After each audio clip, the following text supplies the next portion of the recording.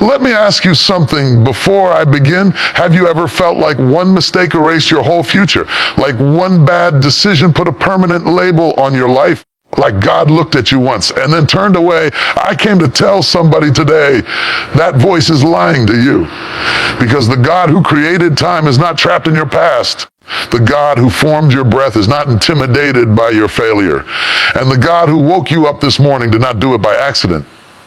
If God still gives you breath, that means your story is not finished. If your heart is still beating, that means heaven hasn't given up on you. If you are still standing, even tired, even broken, you still qualify. Today's message is simple, but it's powerful. You deserve a second chance. Not because you were perfect, not because you got everything right, but because God is merciful, intentional, and patient. Some of you are here carrying guilt from years ago.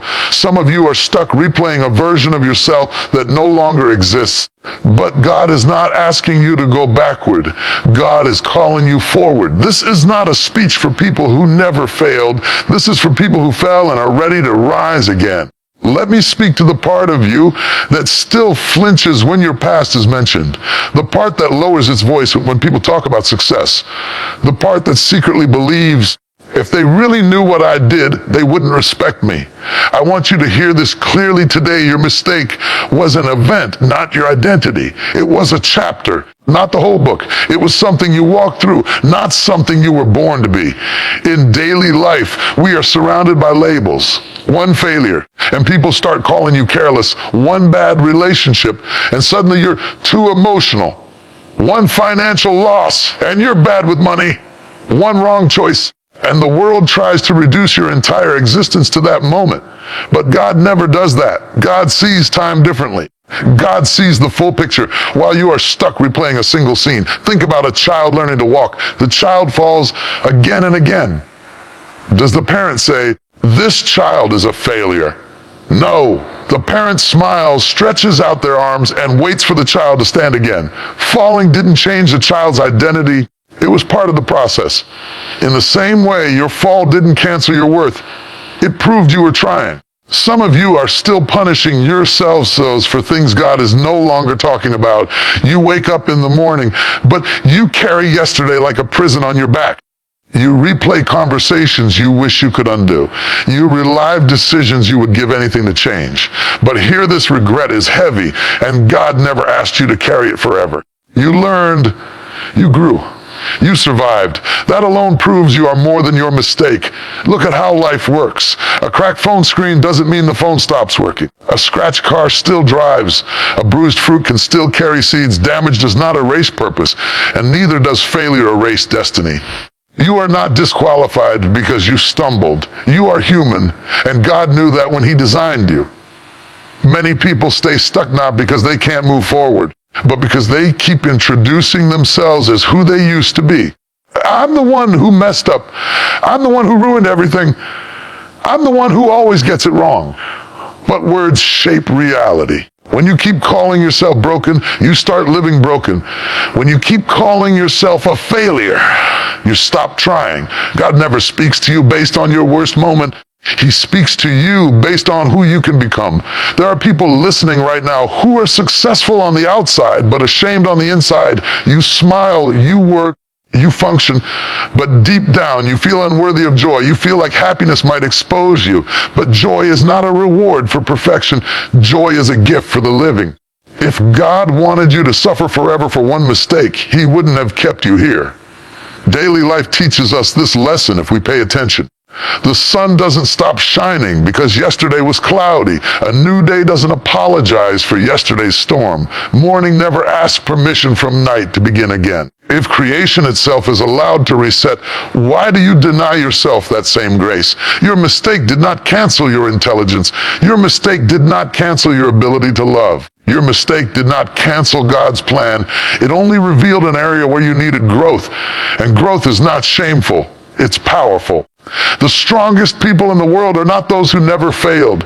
They are the ones who failed, faced themselves, and decided to rise without letting the past define them. God doesn't need a perfect version of you. God needs a willing one, a humble one, an honest one. So stop wearing your mistake like a name tag. Stop introducing yourself to life through pain. You are not your divorce. You are not your addiction. You are not your loss. You are not your worst decision. You are a soul still breathing, still learning, still chosen for more. Today, let this truth settle deep inside you. What happened to you is not who you are. And the moment you accept that, you don't just heal, you begin again. Let me tell you something many people forget. When life doesn't go according to plan, God specializes in restarts, not small adjustments, not minor corrections, full restarts, the kind where what looked finished becomes the foundation for something new. We panic when things stop, but God does not. Where you see an ending, God sees an opening. Look at daily life. Every night the world shuts down, shops close, lights dim, bodies rest. If stopping meant failure, morning would never come. But every sunrise proves a powerful truth. Stopping is not the enemy. Sometimes it's preparation. God built restarts into the system of life itself. The day doesn't apologize for ending.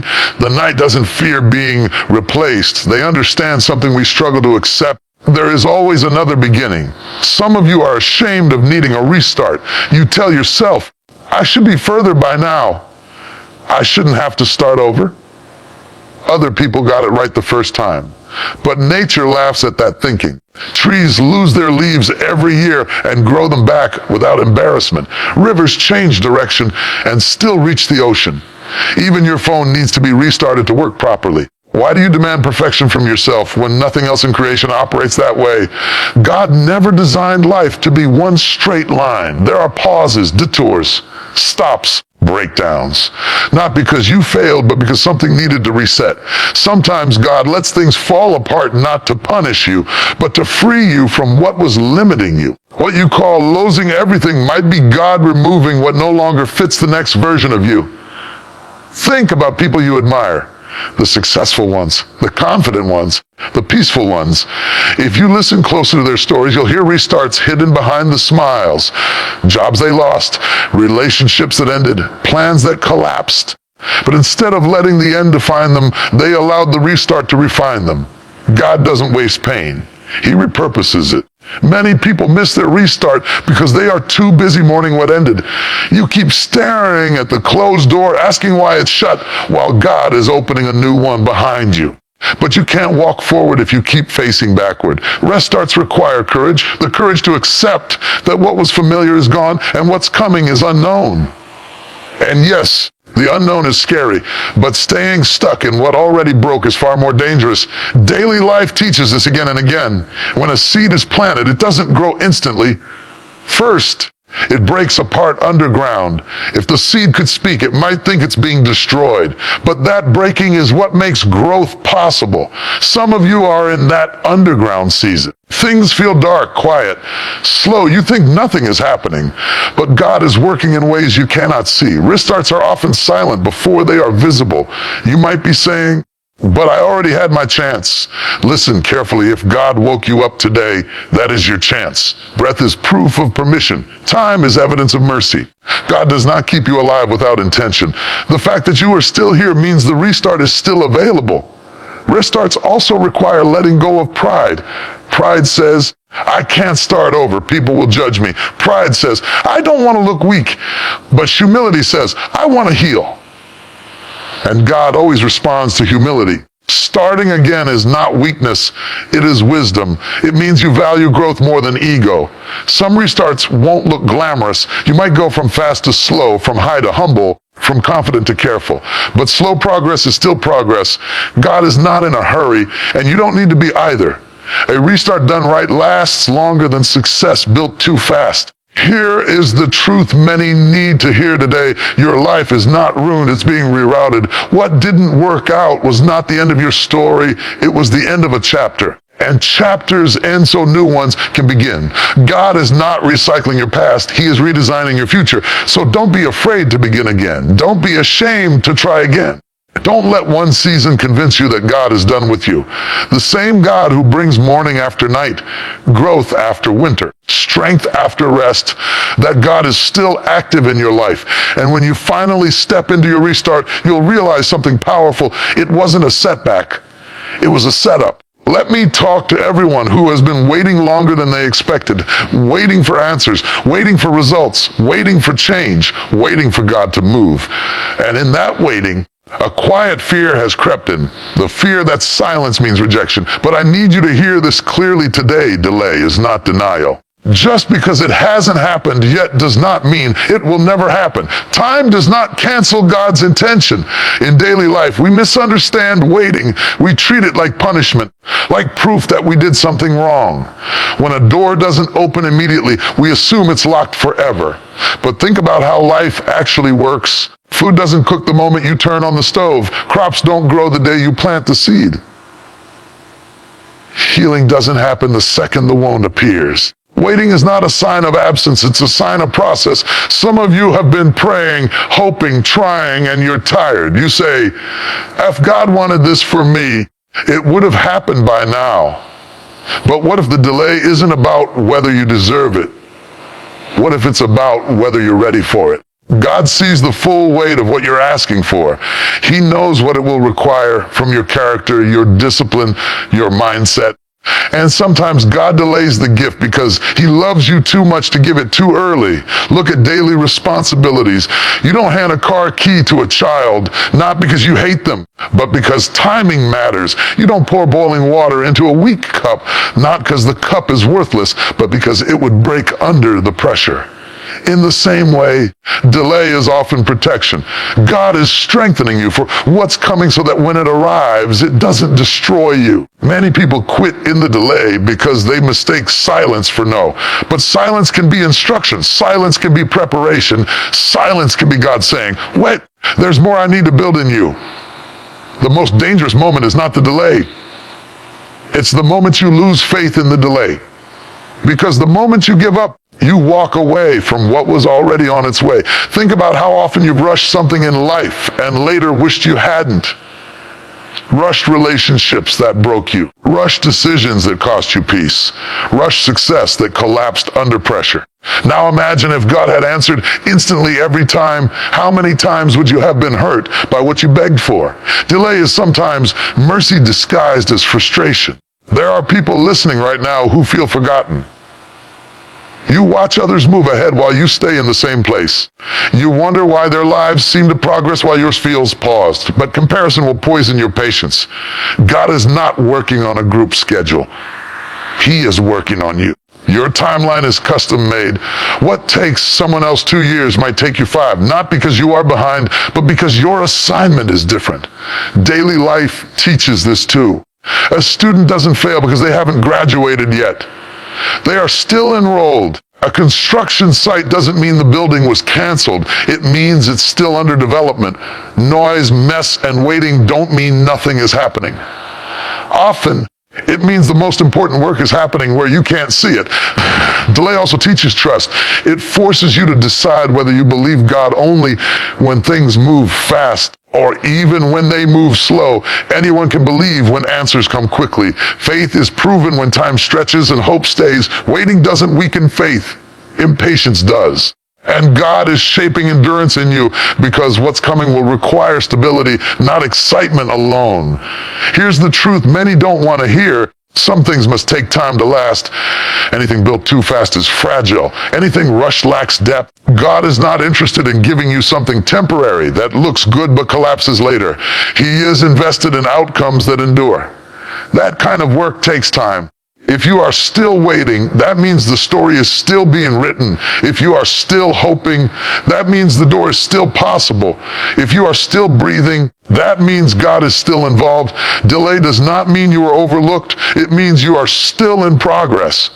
So don't rush God. Don't talk yourself out of hope. Don't assume the answer is no just because the clock is slow. What God has planned for you does not expire. It does not get confused. It does not miss its moment. Hold on a little longer, grow a little stronger, trust a little deeper, because when it finally happens, you'll realize something powerful. The delay didn't break you. It built you. Let me speak to the weight many of you are carrying quietly. The weight of guilt. Not the kind people see, but the kind that follows you into quiet rooms. The kind that shows up when you're alone. The kind that whispers, you don't deserve better.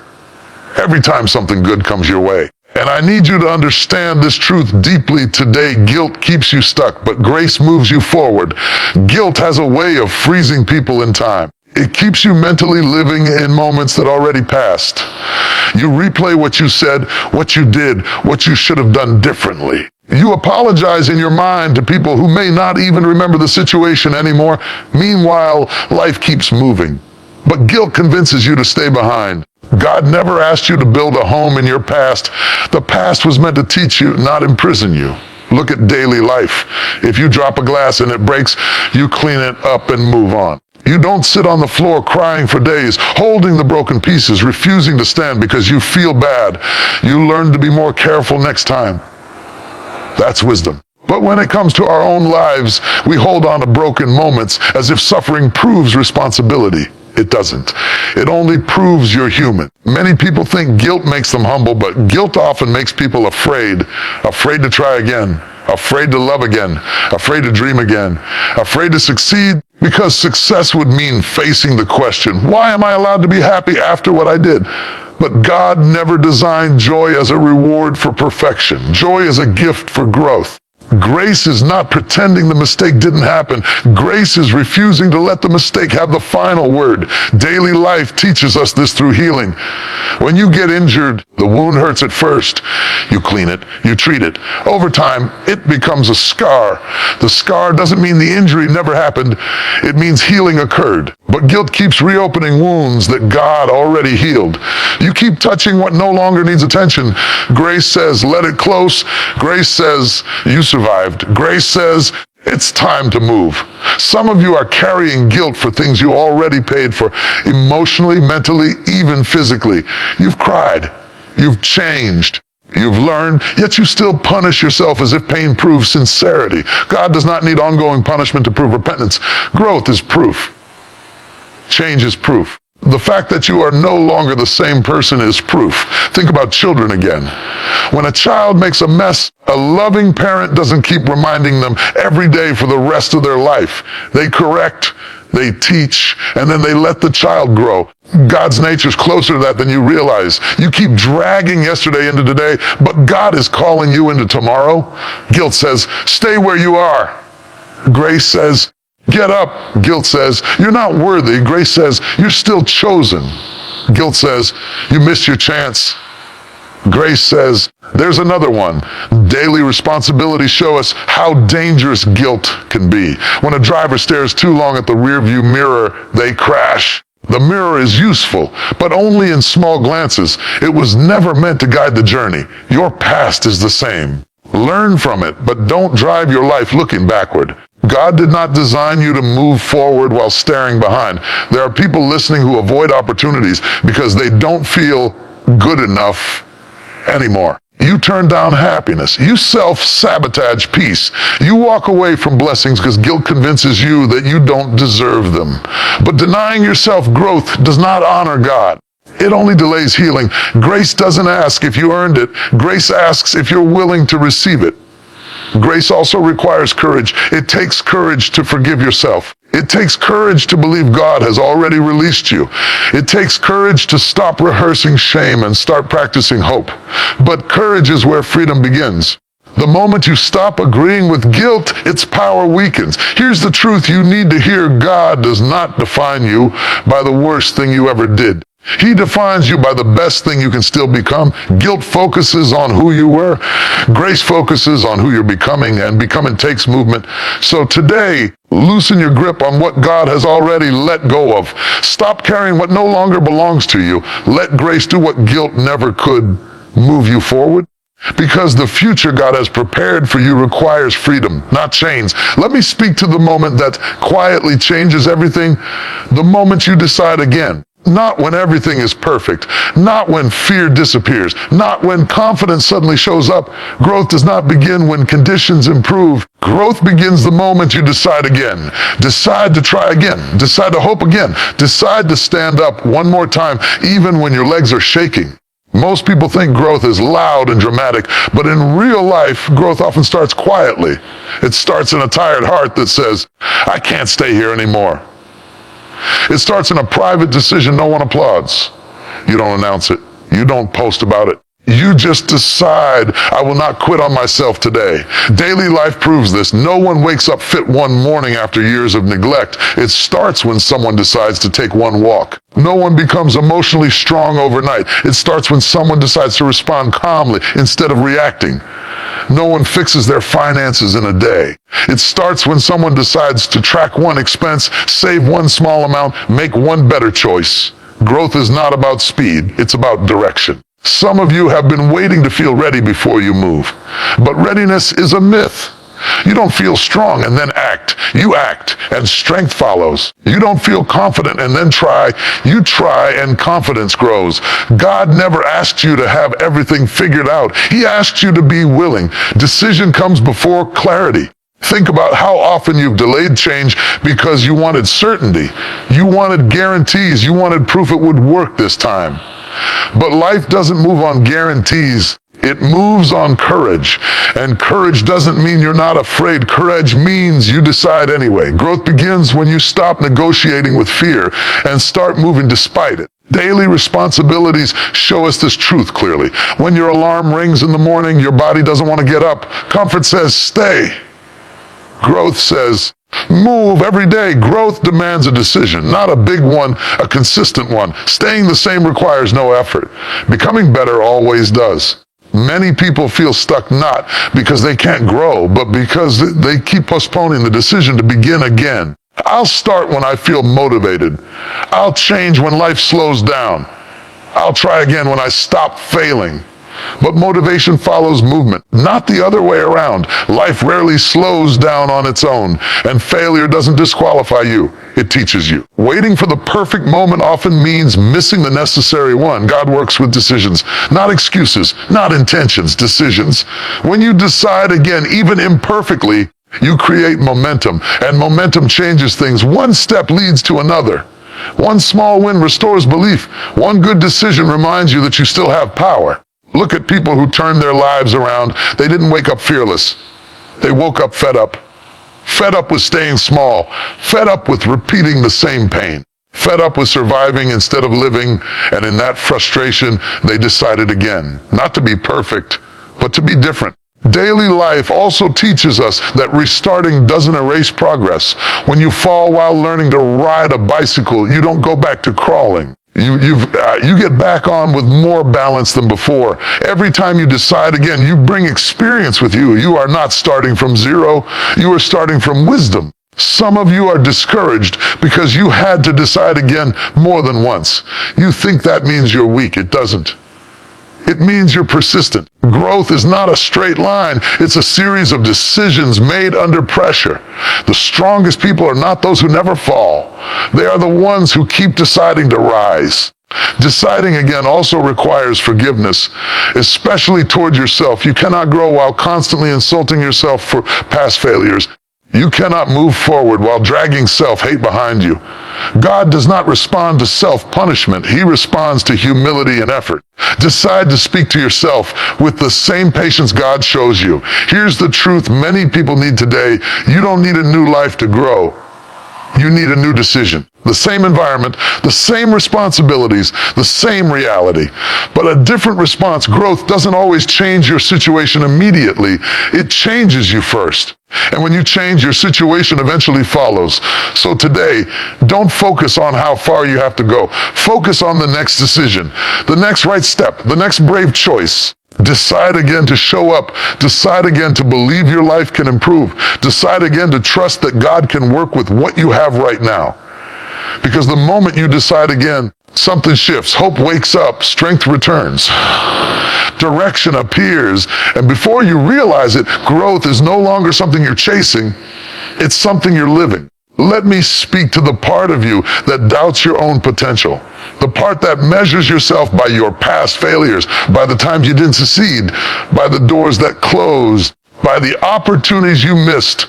I need you to hear this clearly today. God sees the version of you that you haven't met yet.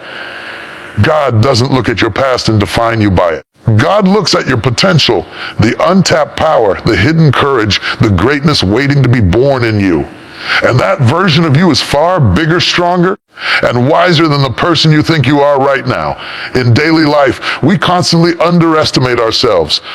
We compare our beginning to someone else's middle. We see the finished product and feel like we could never achieve it.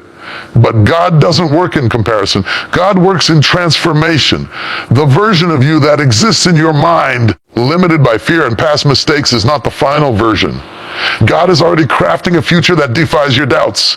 Your past is just the soil. Your potential is the seed. And God has the water, the sun, and the perfect timing to grow it. Think about how this works in ordinary life.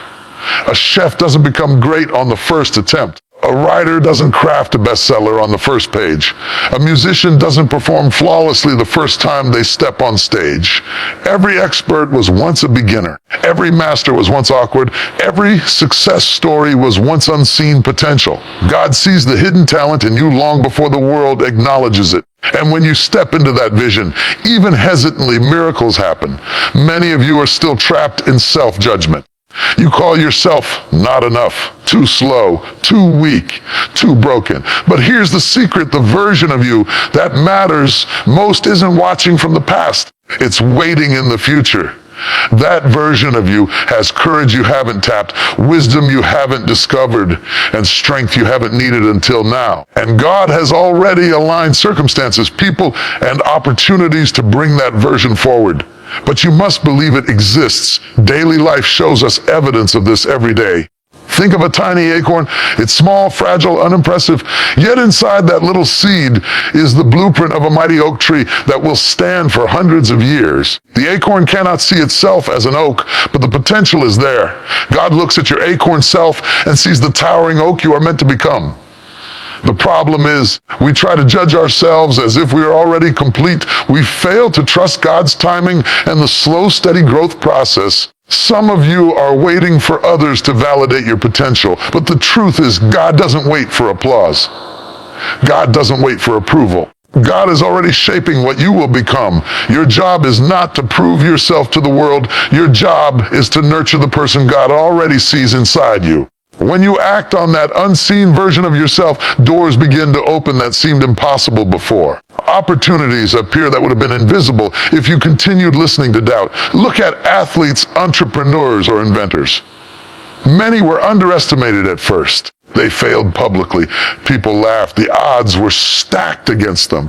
But they continued believing in the vision of themselves that was still invisible to the world. They persevered not because anyone else saw it, but because they refused to let their unseen potential die. And that is exactly what God asks of you. To step into the version of yourself that has not yet been realized, even if you feel unsure. Daily challenges are also proof that potential is already within you. That problem you're facing right now, the obstacle you feel too small to overcome, is actually a tool to awaken strength you didn't know existed. God doesn't give problems without purpose. Every struggle, every delay, every failure, every disappointment is a chance to grow closer to the version of yourself that God already sees. And when you finally meet that version, the very things that once held you back will become the stepping stones to your greatness. The people listening who feel stuck, invisible, or overlooked need to understand this. God has a plan that goes beyond the eyes of those around you. You may not feel ready. You may not feel worthy. You may not even recognize the strength inside you yet. But God does. That future you, the resilient, courageous, unstoppable version, is real. And every small step you take now is a step toward meeting that self. Every act of perseverance, faith, and courage is shaping that version of you.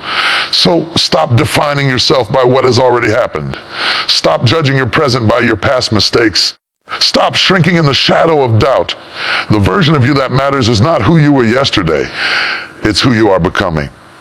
God already sees it. And when you begin to see it too, your life will change, your confidence will grow, your courage will ignite, your influence will expand. And finally, you will realize that you were never less than enough. You were always destined for greatness. You just had not met yourself yet. The question now is simple. Are you ready to step into the person God already sees?